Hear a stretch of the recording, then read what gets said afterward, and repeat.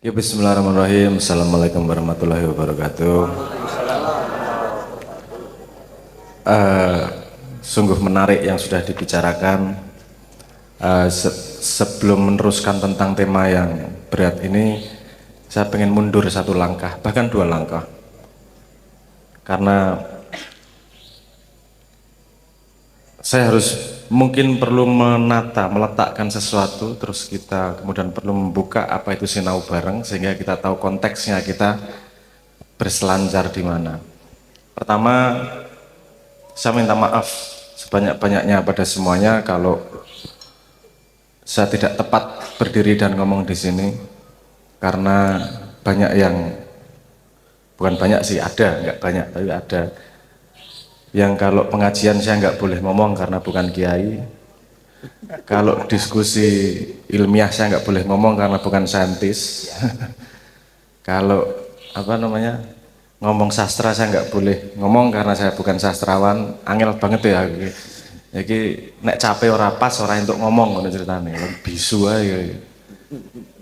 Jadi artinya saya ngomong di sini bukan sebagai orang yang ahli, tapi saya di sini ngomong sebagai berbagi ilmu, kita saling berbagi satu sama lain, sesama orang yang tidak tahu dan ingin belajar. Artinya kalau saya ngomong sains bukan karena saya seorang saintis, tapi karena saya pernah belajar sains dan saya pengen belajar lebih tentang itu. Kalau saya ngomong agama, sama sekali saya bukan kiai, wong ono sing nyeluk Gus wae ono sing ra trimo kok gitu. Diseneni aku diceluk Gus. Apa wong salat wae ra tau kok. Ngerti ya koyo malaikat. Artinya saya ngomong di sini bukan sebagai otoritas ilmu, tapi ngobrol di sini sebagai teman diskusi. Karena yang bisa ngajari itu bukan harus yang ahli. Guru itu ngomong sains, tapi profesinya guru, bukan saintis. Profesi kan yo meng cap-capan menungso tuh. Cape iki itu hanya berguna untuk kategorisasi, tapi tidak bisa memotret manusia sesungguhnya. Oke, itu pertama harus saya sampaikan biar kita posisinya benar. Nomor dua, sebelum bahas di sini, saya ingin bercerita sedikit sebuah pengalaman yang bisa menunjukkan sinau bareng tuh ngopoin sih gitu. Sinau bareng ngopoin, dan kenapa kalau majelisan di sini mumet tau nggak, gampang-gampang aja. Wong ketemu Tuhan tuh gampang kok dibuat mumet. Banyak banget komentar di YouTube seperti itu. Mempersusah diri sendiri dan seterusnya lah. Kari melu kiai wae kakean mikir, jangan dipakai otakmu. Kamu harus mengikuti kebenaran yang sudah disampaikan. Wes akeh banget lah pokoknya. Oke, nggak masalah. Saya bercerita dulu, mungkin saya tidak punya otoritas di sini, tapi saya bisa ngomong bahwa saya berapa persen adalah seorang musisi. Tapi waktu itu pengalamannya ketika saya belum menjadi musisi sama sekali. Saya pengalamannya disuruh, diminta temen untuk ngajari main gitar. Iki lucu, aku rasa main gitar. Yo iso sidik-sidik bermain gitar gitu, tapi disuruh minta ngajarin main gitar. Di sini ada yang bisa main gitar? Izin loh ya Allah. Banyak yang bisa main gitar ya. Karena saya mau pakai analogi gitar. Harapan saya paham apa yang saya maksudkan. Di sini ada yang paham chord. C, A dan seterusnya itu. Bermain gitar itu dia pengennya gini, saya pengen bisa main lagu. Kalau main lagu yang dimainkan apa? Chord ya. Chordnya apa? Digenjreng. Chordnya apa? Digenjreng. Chordnya apa? Digenjreng. Oke. Artinya berapa chord yang harus dihafalkan? Ribuan. Bisa banyak banget chord yang harus dihafalkan untuk bisa bermain bermacam-macam lagu. Masuk jazz mumet meneh. Terus waktu itu saya tidak mengajarkan chord, itu pengalaman saya yang benar-benar harus saya pelajari. Karena waktu itu saya mengajarkan nada. Ini C, ini D, ini E. Kalau mayor itu Do, Mi, Sol. Pertanyaan dia, saya kapan main lagunya? Kok belajar Do, Mi, Sol, belajar nada? Paham maksud saya? Artinya dia pengen main gitar pengen main chord, kenapa diajarin nada? Dalam pikiran saya, ini memang tidak enak, tapi sekali kamu tahu teori nada, kamu bisa main chord apa aja, bahkan bikin chord. Kalau mayor gini, berarti satu tahu teori mayor, dia bisa C mayor, D mayor, E mayor, F mayor, G mayor, dan seterusnya. Bahkan kalau dia sudah sangat ahli, dia bisa bikin chord sendiri. C mayor 7 augmented, mau sing jazz ngono kae, ora karuan kae. Bahkan main tidak tahu namanya, enak nang kupingnya, oh jenenge iki, bisa ngarang sendiri bahkan. Tapi memang perjalanan di situ tidak mudah, karena harus belajar fondasinya dulu. C apa namanya, do itu gimana, re itu gimana, do di C itu gimana. Ini sama sekali langsung tidak, ini tidak bisa langsung dinikmati bermain gitar, langsung tidak bisa dinikmati menjadi nemeni lagu. Tapi sekali kita bisa belajar ini, kita tahu teorinya, kita tahu caranya bikin chord, kita bisa mainin lagu di seluruh dunia. Ini di Maiyah, ora di Maiyah, aku sing bermasalah. Nek Simbah soalnya sering main chord, enak ngomongnya, enak apa namanya, langsung harmoni. Naluri saya kalau sinau bareng itu ngajarin apa, membaginya, bagi nada. Ini do, ini re, ini mi. Kalau kamu gabungin jadinya chord yang bisa untuk bermain harmoni hidup. Nah, karena kita bermain bukan pada harmoni musik, kita bermain pada harmoni hidup. Kali ini chord yang mau kita pelajari adalah chord yang namanya ibadah, kan? Makanya dalam analogi itu, mari kita belajar nada-nadanya dulu sehingga bisa dibentuk bisa disebut sebagai ibadah tersebut. Mungkin omongan saya ini di awal ini saya belum bahas ibadah sama sekali, agar kita punya framework, kita punya daftar isi. Sinaune piye to? Ngapain sih harus berpikir gitu? Ada yang ngomong gini, ngapain belajar nada, repot-repot, tinggal motokopi chord sudah selesai kok, mudah.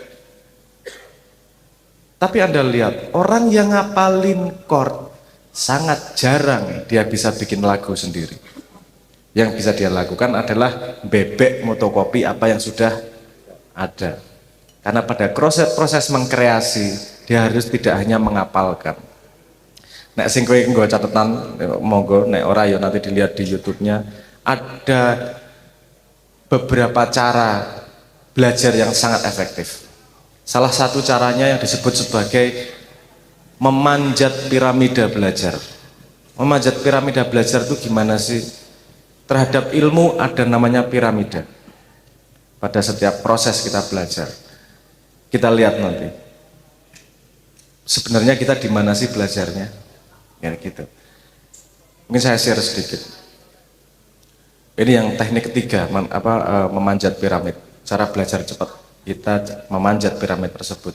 Yang paling dasar ketika kita belajar ilmu adalah merasa paham. Oh, paham. Itu paling dasar. Wes. Oh, suaranya enak.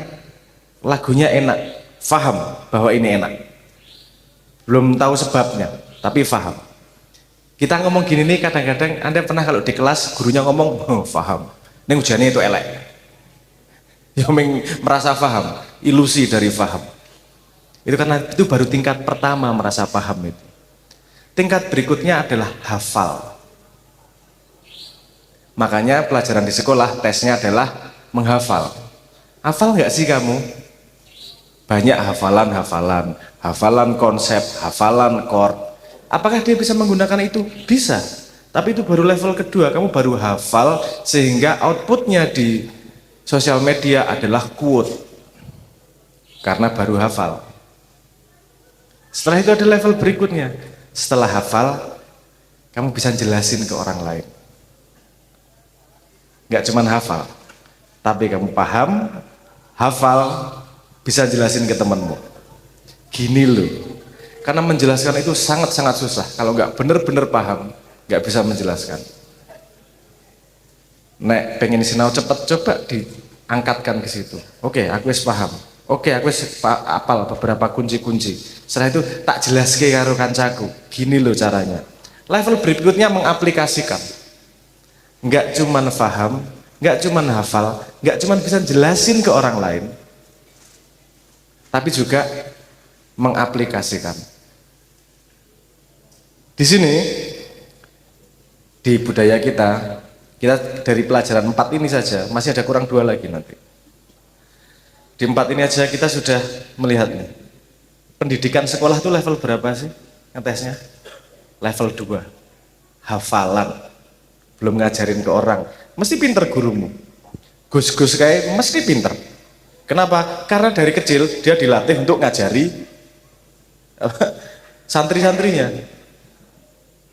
Dia nggak cuma hafal, harus ngajari. Makanya biasanya gus-gus di pesantren lebih pinternya cepet. Karena harus ngajari. Kalau di Jawa kemudian sudah sampai pada ilmu iku kelakone kanthi laku. Tapi itu belum selesai. Itu baru level 4. Karena setelah ilmu itu kelakone kanthi laku, level berikutnya adalah kemampuan menganalisa lakumu dibandingkan dengan pemahamanmu. Contohnya, Anda belajar cara menanam pohon, hafal pupuknya apa, tanamannya seperti apa, terus kemudian diajarkan ke orang lain, bisa yuk bareng-bareng mengaplikasikannya, terus loh kok hasilnya beda loh kalau teoriku. Dia mampu menganalisa apa yang dia lakukan berbeda dengan teori yang dia miliki. Setelah dia mampu level itu, baru pada level paling tingginya dia mampu membuat sendiri teori yang baru. Sedihnya di Indonesia level ini justru dihina. Kalau dia punya pemahaman, dia punya konsep baru disampaikan, langsung dihina. Sonatnya mana? Ngarang sendiri. Ngarang sendiri ki elek loh neng Indonesia, lucu ya. Kan aneh itu. Padahal kemampuan mengarang lagu itu nggak mungkin sebelum melewati level-level sebelumnya. Betul nggak? Ide baru itu malah dihina. Pemahaman baru malah dihina. Sonatnya dari mana? Dengar dari siapa? Lu jangan lupa, dengar dari siapa itu. Yang ngomong pertama itu juga membuat loh konsep itu. Dari belajar segitu panjang. Paham maksud saya ya? Artinya ketika kita membahas ibadah, ini kita mencoba merecreate pada level itu tadi. Artinya kita sudah melewati proses nih. Faham, apal, sudah faham, apal, sudah ngobrolin, menjelaskan, ngobrol, didiskusikan, terus kemudian mengaplikasikannya, terus menganalisa sampai menemukan definisi baru yang ibadah itu seperti apa. Kan. Nah, saya ingin memberi lambaran agar kita tidak salah langkah. Orang selalu banyak ngomong gini, ngapain sih mikir dalam-dalam, mumet, mending ikuti apa yang sudah ada. Itu ada benernya. Tapi mengikuti apa yang sudah ada, itu jarak tempuhnya tidak sejauh kalau kamu memahami akarnya. Eksplorasimu tidak akan sejauh ketika kamu memahami akarnya. Kalau kita cuma ngapalin chord, lagu ini chordnya apa, dia hanya bisa main lagu yang dia apalin chordnya. Tapi kalau dia paham nada, dia akan bisa memainkan semua lagu, bahkan bikin lagu sendiri, karya yang dibagi kepada orang lain. Oke, mari sekarang kita pada sebuah kesadaran bahwa ilmu baru itu tidak melawan ilmu lama, tapi mengkontekstualisasi apa yang sudah dipelajari sebelumnya untuk menjadi sebuah pemahaman yang baru. Ngoten nggih lambarannya, baru kita sekarang ngomong ibadah. Kita belajar dulu, apa sih statement tentang ibadah? Kita hafalin dulu nih. Saya tentu akan bertanya kepada orang yang lebih punya otoritas daripada saya, yaitu beliau. Tentang apalan konsep tentang ibadah. Ada kalimat begini misalnya. Ibadah sholat itu menghalangi kita dari terus nota. Inna sholata tanha 'anil fahsya'i wal munkar. Jadi sholat itu akan mencegah dari perbuatan fahsya yang biasanya dimaknai keji wal mungkar dan mungkar. Jadi ada dua perbuatan yang akan dicegah, fahsya dan munkar dari ibadah sholat yang kita kerjakan itu. Jadi kalau teorinya, apalannya adalah kalau kita berbuat sholat akan menjauhkan dari keji dan mungkar. Pertanyaannya sederhana, koruptor itu keji atau tidak? Kira-kira mereka sholat atau tidak?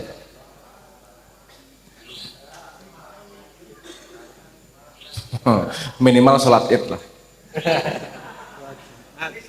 Ono sing nyuting soalnya paling ora sholat id. Loh, aduh aku rapi nak ngomong ceritanya ini. Tapi banyak koruptor itu yang dari kementerian yang urusan ibadah. Mohon maaf. Yang saya ngomong sholat ya, saya pernah dengar ada tokoh di mana dia tiap tahun mengenaikan haji 40 orang. Luar biasa itunya apa niatnya. Walaupun duitnya diambil dari duit korupsi.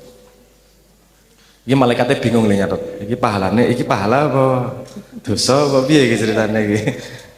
Tapi artinya dari aplikasi dan analisa, apakah sholat itu sama dengan orangnya tidak keji? Tidak mungkar. Anda punya teman yang rajin sholat tapi kejinya setengah mati enggak? Banyak. Artinya kalau gitu, setelah menganalisa, kita balik lagi. Jangan-jangan pemahaman kita tentang hakikat sholat salah loh. Jangan-jangan sholat bukan hanya urusan sujud. Itu kan fisiknya. Jangan-jangan, saya ngomong jangan-jangan karena saya nggak tahu nih. Jangan-jangan ada makna lain dari sholat yang bagian dari ibadah tersebut. Oke, kita pelajari hafalan lain dari yang berhubungan dengan ibadah. Kalau statement tentang ibadah puasa apa? Pak Yai? Kalau puasa biasanya Allah menyatakan seorang hamba yang berpuasa itu hanya untukku, hanya untuk Allah. Jadi seseorang yang berpuasa itu Allah sendiri yang akan menjadi urusan orang yang berpuasa itu, sehingga pernyataannya seolah-olah Allah menyatakan ya puasa ini untukku, jadi kembali kepada Allah. Ini agak spesial, agak khusus karena jarang sekali ibadah-ibadah formal legal yang dinyatakan Allah sebagaimana Allah menyatakan ibadah puasa. Kalau ibadah puasa memang Allah secara terus terang dan eksplisit bahwa puasa itu untukku. Biasanya kalau ada dikatakan eksplisit artinya itu kasus spesial. Kalau ibadah puasa adalah kasus spesial, yang kasus spesialnya adalah puasa ini untuk Allah, bisa diartikan bahwa ibadah-ibadah yang lain sebenarnya untuk manusianya. Iya, betul. Berarti kan gitu. Kita bisa, sorry yo, tak ajak berpikir satu langkah demi satu langkah secara terstruktur agar kita bisa sampai bersama-sama sampai pada konklusi ibadah itu. Aku pegah tadi penceramah yang hanya menyampaikan kamu apalan. Mari kita, siapa tahu analisis saya salah juga kan gitu. Oke. Ada statement lain tentang ibadah bahwa mayoritas buatku loh, ternyata hanya minoritas yang buat Allah. Artinya sholat itu punya impact pada diri pribadi. Ada statement lain nggak tentang ibadah yang biasa kita lakukan? Kalau ada yang di Al-Quran itu misalnya fa'bud rabbaka hatta ya'tiyakakin, beribadahlah kepadaku sampai tiba padamu satu keyakinan. Biasanya terjemahannya keyakinan dalam kurung kematian. Jadi beribadahlah sampai awakmu mati. Nah, yakin di sini kok dalam kurungnya ada kematian, saya juga tidak bisa mengerti secara sepenuhnya. Yakin itu kan ya yakin, mati ya mati. Ya memang kematian itu sesuatu yang yakin, yang absolut, yang pasti. Tetapi kalau dihubungkan dengan konteks ibadah, kita bisa tetap memberikan pemaknaan dan sudut pandang yang lain. Tidak harus keyakinan itu sama dengan kematian. Loh sing gak ibadah ya pangah mati ya. Artinya kan ada eksplorasi makna yang bisa dilakukan, Mas. Kalau dari ayat tersebut keyakinan itu merujuk pada apa itu kemudian? Yakin pada apa atau yakin yang gimana atau? Ya sampai misalnya kalau kita memberikan pemaknaan yakin itu sampai pada taraf bahwa ya memang saya butuh ibadah kepada Allah, saya harus ibadah kepada Allah, tidak ada pilihan lain selain apapun aktivitas saya ya dalam konteks ibadah, dan itu yakin dalam diri kita kan boleh, bisa kan begitu, tidak harus keyakinan sama dengan kematian.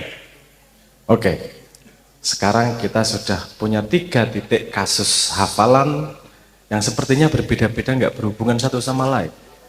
Mari kita analisa kemudian dan kita buat hipotesis baru. Karena kalau 3-tiganya berhubungan dengan ibadah, artinya ada garis merah. Apa bener ya garis merah istilahnya kalau di sini? Ya, Ada komponen yang sama di antara ibadah yang berbeda tersebut. Saya akan mengeluarkan sebuah hipotesis. Monggo dibantah. Yang nanti sabar Mas yo, aku tak jawab sampean. Aku tak jawab sampean. Agar kita orang mengiso genjreng kunci C, tapi men sampean iso gawe kunci dhewe nanti kan gitu. Dengan proses kita selangkah demi selangkah ini. Mohon maaf nek mumet dan mohon maaf kalau tidak apa namanya bukan hiburan. Judulnya sinau bareng kok. Nek hiburan bareng ya beda. Hiburan barengnya aku lagi ngerti. Tadi kelingan tuh aku kemarin malam tuh saya diceritain ada fenomena di Indonesia yang jenenge apa kuwi? Tok diganjel apa? Tok ganjel ngono ya? Tok ganjel. Itu beredar di apa namanya? Di TikTok dan di apa? Instagram. Udah ngerti ora iki? Itu fenomena lawas ya? Lawas toh, makanya gue udah guyu ngopo ki gue bahasa dan aku ketinggalan zaman banget gue. Aku diceritani, no toh ngono kuwi toh. Dan saya melihat betapa Indonesia ki arep bahagia ki gampang mengganjil truk ki dadi kebahagiaan umat manusia se Indonesia ya. Luar biasa iki. Oke, sorry, saya balik lagi, saya agak melenceng sedikit itu tadi. Saya pengen melakukan sebuah hipotesis, karena sepemahaman saya, ibadah seperti apa yang membuat orang bisa menghindari keji dan mungkar? Ibadah seperti apa yang konsep ibadah seperti apa yang bisa membuat kita pada sebuah keyakinan kepada Tuhan dan alam semesta, kan gitu. Dan ibadah kenapa didorong terus menerus? Apa manfaatnya sih buat manusia? Karena kata Tuhan itu manfaatnya buat manusia, bukan buat Tuhan, kecuali puasa itu tadi. Walaupun menurutku ya manusianya juga banyak itu. Hipotesis saya begini, ibadah adalah kegiatan yang membuatmu sadar posisimu di mana. Ibadah asal katanya dari abdan. Abada ya'budu abdan. Karena posisi kita dengan Tuhan adalah pengabdi. Bayangkan, oke. Tadi mari dihafalkan. Ora perlu hafal deng, maksudnya kita omongkan dengan eksplisit lagi. Ibadah membuat kita sadar posisi. Efeknya dari sadar posisi turunannya banyak. Sadar posisi. Kalau Anda sadar posisi menjadi pejabat, sadar tanggung jawabnya, sadar efeknya, apakah mungkin kemudian Anda korupsi? Orang yang korupsi adalah orang yang tidak sadar posisinya. Kita dipaksa 5 hari sekali untuk sadar. Ya aku ya 5 tahun sekali. Apa sih? 5 kali sehari sadar posisi hamba kepada Tuhan.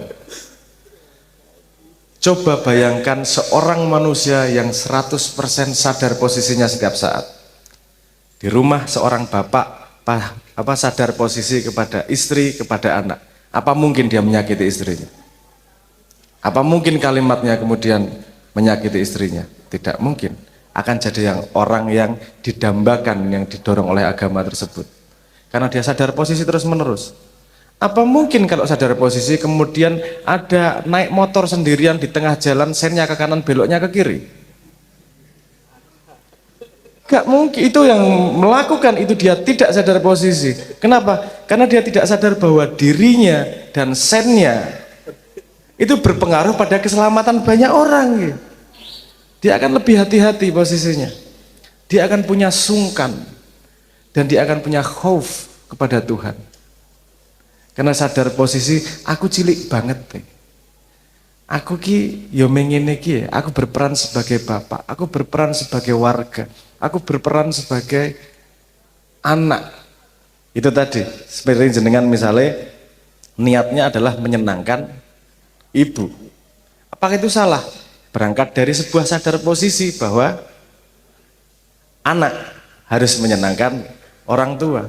Output dari kesadaran positioning itu selalu ibadah. Menurut saya, sadar posisimu di mana dan berlaku sebaik mungkin pada posisi tersebut. Artinya, apakah dodolan geprek itu ibadah? Kalau Anda sadar posisinya, yang Anda sadari apa? Kemudian ngomong tingkat kesadaran sekarang. Karena ibadah tidak hanya membuat Anda sadar posisi, tapi juga meningkatkan kesadaranmu terhadap posisi. Saya rada angel kalimatnya. Tapi coba saya jelaskan berikutnya.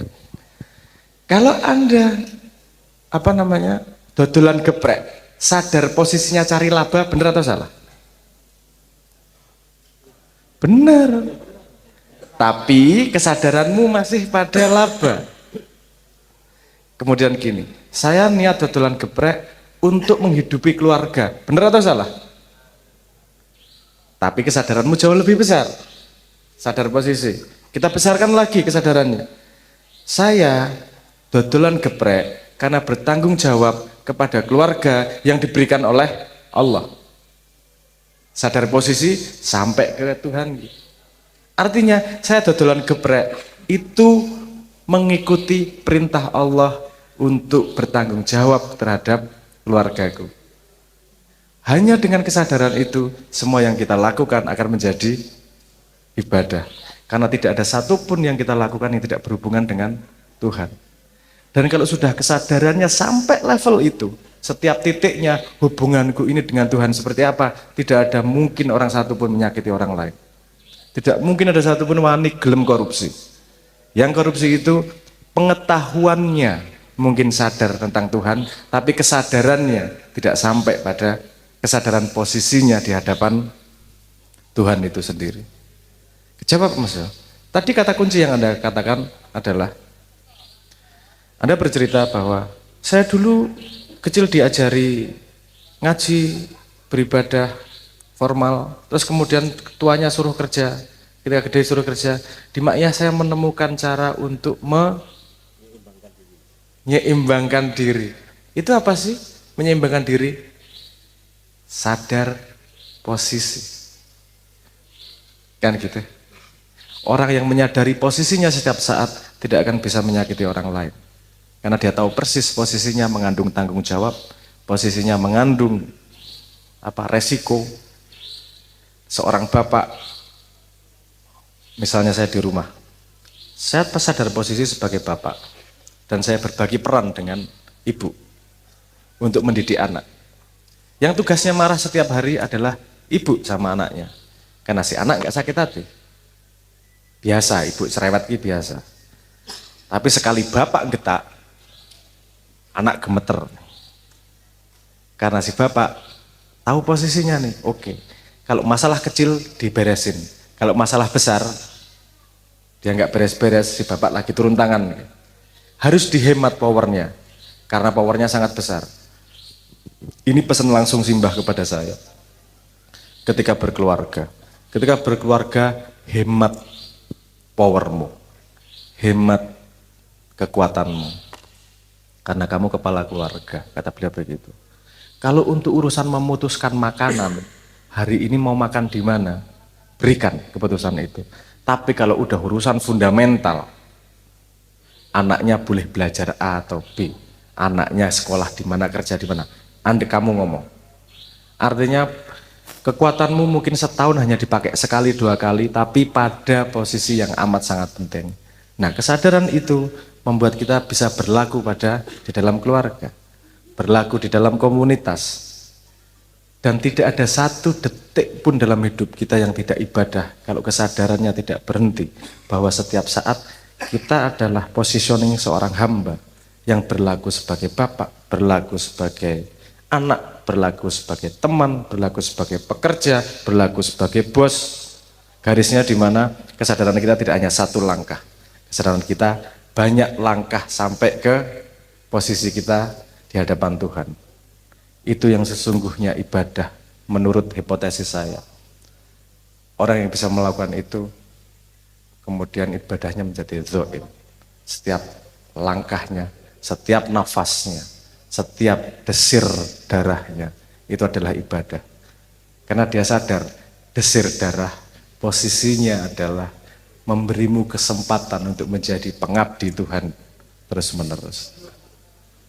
Nah, sekarang dengan peta chord seperti itu, dengan dentingan pernada seperti itu, kita bisa mengeksplorasi ibadah itu gimana, apakah ibadah ini ibadah atau bukan, ibadahnya bentuknya seperti apa, dan seterusnya. Ibadah tidak hanya 5 kali sehari, tapi tidak ada detik yang tidak ibadah. Karena titik ibadah bukanlah fisik, bukanlah hanya fisik, bukan fisik maksudnya, bukanlah hanya fisik, tapi juga kesadaran, tapi juga nyawa yang ikut faham posisinya di mana di gelaran Tuhan sebagai hamba. Untuk awal mohon maaf kalau dentingan gitar saya fales-fales, tapi semoga bermanfaat dan bisa menjadi harmoni lebih indah ke depannya. Oke, tepuk tangan untuk Mas Abrar.